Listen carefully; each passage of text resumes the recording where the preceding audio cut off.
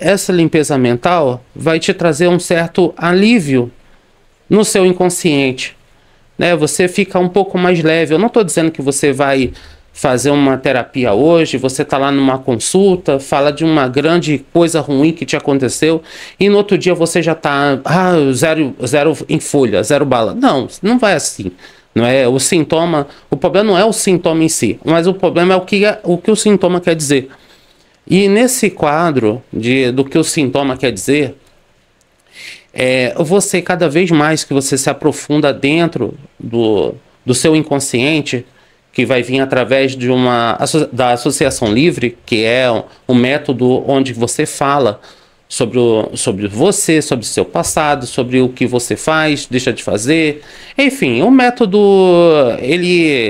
cada profissional trabalha de uma forma. Eu gosto muito dessa forma, onde você fala do seu inconsciente, o que está dentro de você. O seu inconsciente, ele fica mais leve. É como se tirasse um peso de dentro de você. E ao mesmo tempo que você fica mais leve, você se lembra de um fato bem único na sua vida, que você sobreviveu. Que você sobreviveu a tudo que você passou, que você conseguiu se sustentar em meio ao caos. E quando você lembra que você conseguiu sobreviver, você começa a atribuir ao seu ego, ao seu eu interior, uma força maior. Né? Imagine só, alguém te largou no meio de uma floresta e você ficou lá preso, sem comida, sem água, né? Sem bases, né, de sustentação. Então você conseguiu sobreviver uma semana lá e te acharam, você estava, né, num estado ruim de saúde, mas mesmo assim você estava vivo, estava bem e você foi resgatado. E aí o que acontece? Quando você lembra disso que você sobreviveu, você tem mais força. E é isso que eu acredito, né, e defendo que na psicanálise acontece com a gente. Você cada vez mais vai sentindo dessa força. E na psicanálise a gente descobre pontos fortes que a gente teve. E ao você descobrir seus pontos fortes, você ganha mais força para falar mais ainda de coisas que você não compreendeu, não aceitou. Você fala dos seus traumas. E aí você vai entrar dentro de uma frase que ela é muito bacana, que resume muito a psicanálise no meu modo de ver. Que é o recordar, repetir e elaborar. Você recorda, você repete aquilo que você recorda e você elabora de uma forma diferente.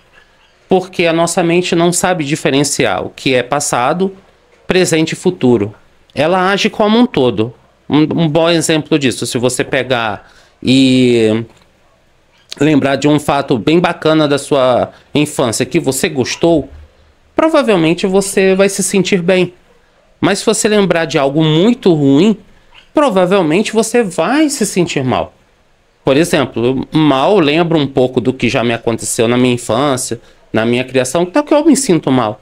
Né? Você perdeu um emprego, você levar um fora de uma namorada, ou nem sequer conseguir a namorada em si, né? Aquela pessoa nem te dá chance, né? Uma amizade que você perdeu, um dinheiro que você perdeu, e aquilo te dá aquela lembrança ruim. Mas o que acontece com essas lembranças que fica preso no inconsciente? Você não quer lembrar. Por exemplo, né? Você passou por algo muito ruim e você disse, tá bom, já chega, já chega desse acontecimento. Você pega e tenta esquecer, como se não tivesse acontecido, né? Você vai e deixa pra lá.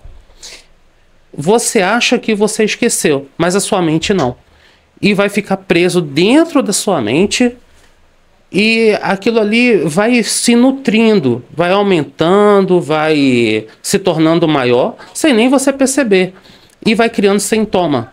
Aí quando você vê uma certa agressividade, você não vê, mas as pessoas vê. Agressividade, raiva, depressão, tristeza, rancor, uma pessoa... Você até que acaba criando vícios de comportamentos estranhos. Começa a fechar uma porta 2 vezes, começa a lavar a mão mais de 2, 3 vezes, sem necessidade. você fica altamente obcecado com padrões, né? Você vai sempre querer botar tudo no mesmo lugar, se zanga se alguém tirar. Enfim, os sintomas são tantos que chega até o ponto da saúde física também. Muito que provavelmente uma pessoa que se arrebentou numa vida infeliz vai ter até sintoma físico. Eu tenho sintoma físico, né? Eu tenho um problema de circulação, obesidade, né? Mas enfim. E aí o que acontece? Eu defendo a psicanálise como método de ajuda à saúde mental, porque ela fica muito próximo de algo espiritual. Lógico que Freud não gostava muito de coisas espirituais, né? Ele tinha até problema com o pai dele e tal, que o pai dele, acho que se eu não me engano, era judeu, né? Coisa assim, e ele não gostava muito, e em certa parte até concordo com ele, porque seguir uma religião cegamente não é a solução, mas tem coisas que é muito revelador. Por exemplo, você não querer lembrar do seu passado e fingir de que coisas não existiram, isso é uma mentira, porque aconteceu. E como aconteceu, mas você nega, é uma mentira. E o que a Bíblia diz? Que conheceis a verdade vos libertará. E na psicanálise você tem que jogar essa verdade para fora. Você precisa da verdade. A verdade, ela é reveladora.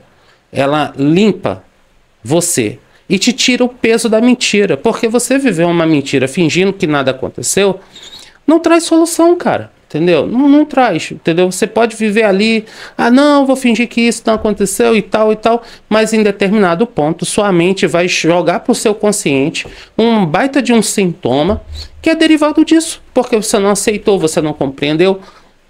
Aí, exemplo, aí tá bom. Beleza, você tá numa terapia, tá numa consulta e você fala do seu passado. O seu inconsciente fica mais leve. Dentro dessa ajuda, o seu ego fica fortalecido. O seu ego fortalecido, ele suporta muito melhor os seus traumas, os seus problemas. E cada vez mais que você vai tirando do seu inconsciente seus traumas, seus problemas, vai lidando, vai aceitando. Aceitar, que eu digo, gente, não é tipo você se conformar ou você gostar do que é errado. Não, mas a sua mente precisa aceitar o fato. Você tem que dizer para você mesmo que você está vivendo no presente, que aquilo que está no passado não vai te repetir. O que está lá já aconteceu, já passou, tu não vai repetir aquele negócio ali de novo. Cada vez mais você vai se fortalecendo, você vai crescendo o seu ego. Por isso que na psicanálise a gente vê muito o ego como uma criança que tem que ser cuidada, tem que ser sustentada, tem que ser dado apoio. Porque a compreensão com o paciente, que no caso está te procurando, você tem que ser solidário ao sentimento dele.